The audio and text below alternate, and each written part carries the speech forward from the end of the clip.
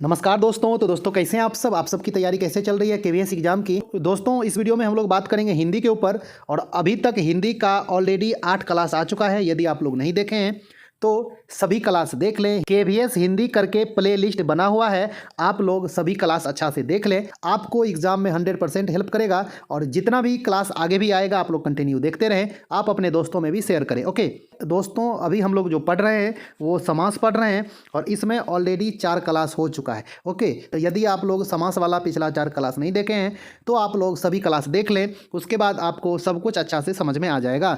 दोस्तों आज ये समास का 5वां क्लास है और अभी तक हम लोग 3 समास ऑलरेडी पढ़ चुके हैं, द्वंद्व, द्विगु और बहुब्रीहि समास, है ना। और आज हम लोग पढ़ेंगे अव्ययभाव समास। तो आप लोग लास्ट तक देखें और आप रिपीट करके भी देख लें, इसके बाद हम लोग प्रैक्टिस करेंगे। ओके, केवीएस के सिलेबस में जो हिंदी का जितना भी टॉपिक दिया हुआ है आपको एग्जाम से पहले खत्म कर देंगे। ओके दोस्तों, चलिए हम लोग इस क्लास को अच्छा से पढ़ते हैं।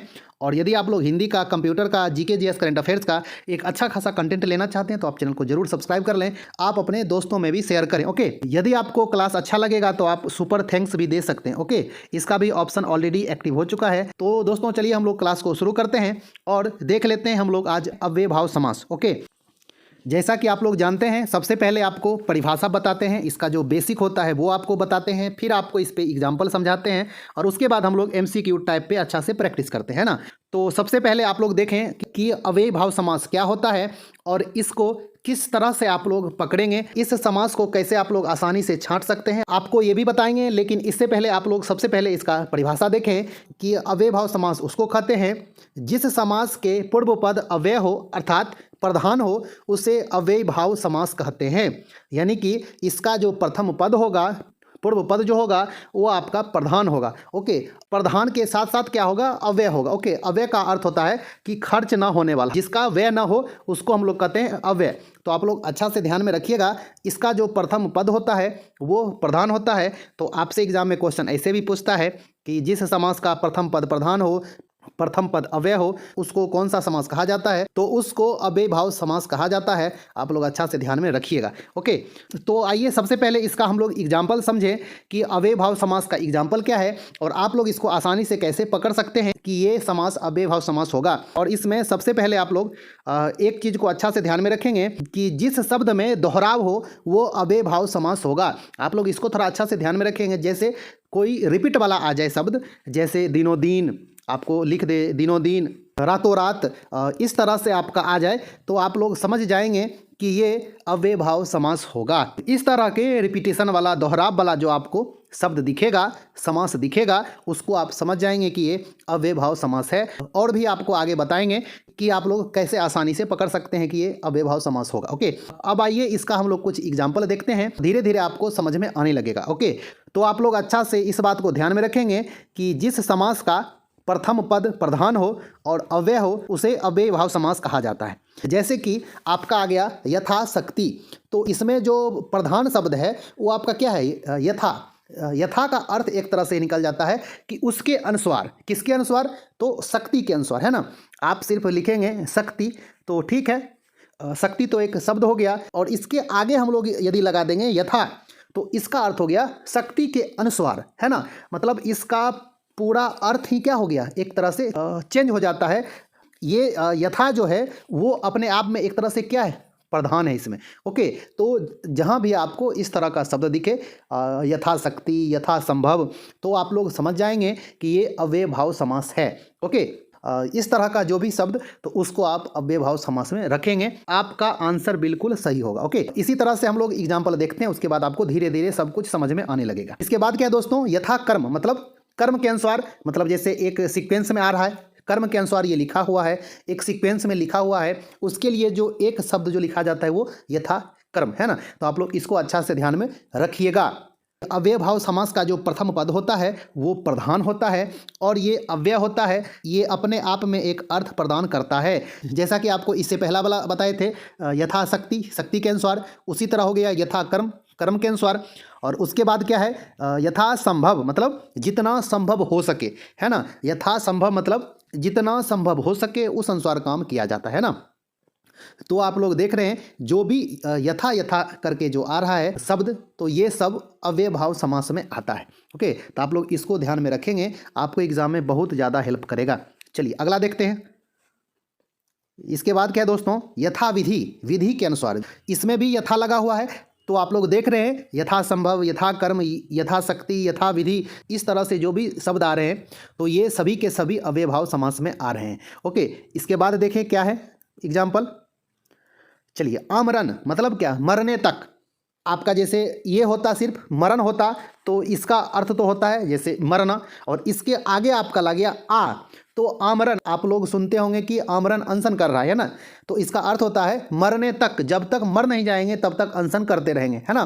तो आमरण जो होता है आपका, आमरण क्या है, एक तरह से अव्ययभाव समास है, और इसमें ये आ जो है ये इसमें प्रधान है, ये आ लग के इसका अर्थ ही चेंज कर दिया है, मरण का अर्थ ही चेंज कर दिया है, और ये अपने आप में प्रधान हो गया है। ये लगने से इसका अर्थ, मरण का अर्थ ही अलग हो गया, आमरण, जब तक मर ना जाए, है ना, मरने तक। तो आप लोग इसको अच्छा से ध्यान में रखेंगे। पहला कोई एक शब्द भी लग जाता है तो वो अपना अर्थ बदल देगा, है ना, तो उसको आप लोग अच्छा से ध्यान में रखेंगे, यथाशक्ति, आमरण, आजन्म। चलिए अगला एग्जाम्पल देखते हैं दोस्तों। ये आपका क्या है दोस्तों, प्रतिदिन, यानी कि दिन दिन। आपका सिर्फ दिन रहता तो इसका अर्थ होता है दिन, जो भी डे होता है वो होता है ना, और इसी में आपका लग गया क्या, प्रति लग गया, तो ये आपका क्या बन गया, प्रतिदिन, यानी कि डेली। आपको जब भी कोई शब्द में आपको एग्जाम में दे, कोई समास दे और उसमें प्रति लगा दिखे, तो उसको आप लोग सीधा अव्ययभाव समास मारेंगे। ओके, आप लोग अव्ययभाव समास समझेंगे। ओके, समझ में आ गया। तो आप लोग इस बात को अच्छा से ध्यान में रखेंगे। प्रति, यथा, रिपीट वाला शब्द, इस तरह का आपका जो भी दिखे, जैसे दिनों दिन, रातों रात, इस तरह का शब्द दिखे, इस तरह का समास दिखे, उसको आप लोग अव्ययभाव समास मारेंगे, अव्ययभाव समास आंसर देंगे। ओके, चलिए अगला देखते हैं। घर घर मतलब घर के बाद घर, है ना, मतलब घर घर जल या फिर घर घर अनाज, जो भी है। सुनते होंगे कि घर घर जाके देखो, है ना। आपको कोई जैसे ये एग्जांपल दे देगा कि राम को कहा गया कि घर घर जाके देखो, श्याम को कहा गया कि घर घर जाके देखो, या फिर घर घर जाके बच्चों को ढूंढो। तो घर घर का अर्थ हो गया कि घर के बाद घर, है ना, यानी कि हर एक घर, सभी घर, घर के बाद जो घर आ रहा है उसमें आपको जाना है ना। इस तरह का जो कंटिन्यू भी दिखे आपको शब्द, जैसा कि आपको बताए हैं रिपीट वाला शब्द, तो उसको भी आप लोग अव्ययभाव समास समझेंगे। ओके, चलिए अगला देखते हैं। साफ साफ, साफ के बाद साफ, है ना, एकदम साफ साफ दिख रहा है ना, और ये एक तरह से रिपीट हो रहा है शब्द। ओके, हाँ, तो आप लोग इसको भी अच्छा से ध्यान में रखेंगे। चलिए अगला देखते हैं। अगला एग्जाम्पल क्या है, ये आपका क्या है, अनुरूप, है ना, मतलब जो रूप के योग हो, है ना। आपको कोई कहता है कि वो आपके अनुरूप नहीं है, या फिर आपके अनुरूप ये काम होगा, आपके अनुसार ये काम होगा, आपके रूप के योग ये काम होगा, तो वो इसका अर्थ निकलता है। सिर्फ रूप हो गया तो इसका अर्थ तो अलग हो गया, है ना, और इसी में आपका लग गया अनु, तो इसका अर्थ ही एकदम चेंज हो जा रहा है। इसका अर्थ निकल रहा है रूप के योग, है ना। जो काम रूप के योग हो, यानी कि जो चीज़ रूप के योग हो, उसके अनुसार हो, उसको अनुरूप कहा जाता है ना। तो आप लोग अच्छा से ध्यान में रखेंगे। इस तरह का जो शब्द होगा वो अव्ययभाव समास होगा। ओके, चलिए अगला देखते हैं। ये क्या है दोस्तों, भरपेट। भरपेट का मतलब क्या हो गया, पेट भर के, है ना, मतलब भरपेट खाना खा लिया, यानी कि पेट भर के खाना खा लिया। मान लीजिए कि सिर्फ पेट रहता तो इसका कोई अर्थ निकल रहा है, ये एक सिर्फ शब्द है, लेकिन इसी में लग गया भर, तो ये आपका हो गया क्या, भरपेट, है ना। तो ये भर जो हो गया ये अपने आप में प्रधान है, अव्यय है ना। चलिए अगला एग्जाम्पल देखते हैं। ये आपका क्या है, आजीवन। इसका अर्थ क्या हो गया, जीवन भर, है ना। उसको आजीवन कारावास हुआ। इसका अर्थ क्या हुआ कि उसको जीवन भर अब जेल में रहना पड़ेगा, है ना। सिर्फ जीवन होता तो इसका अर्थ तो जीवन होता है, लाइफ होता है। इसी में आपका आ गया आ, तो ये अब हो गया आजीवन, यानी कि जीवन भर, है ना। इसका एक तरह से अर्थ को स्पष्ट कर दिया, आ लगने से ये आजीवन हो गया। इसका जो एक अर्थ निकला वो जीवन भर निकला, है ना। तो इसी तरह का जो भी आपका वर्ड दिखेगा, आजन्म, आजीवन, आमरण, है ना, इस तरह का जो भी आपको वर्ड दिखेगा, समास दिखेगा, वो सब अव्ययभाव समास होगा। ओके, आप लोग अच्छा से ध्यान में रखेंगे। चलिए अगला देख लेते हैं। ये क्या है दोस्तों, आजन्म, जन्म से लेकर, है ना। तो जब भी आपको इस तरह का दिखेगा जो भी आपको वर्ड, जैसा कि आपको पहले बताए, आजन्म, आमरण, आजीवन, है ना, तो आप लोग उसको अव्यय भाव समास समझेंगे।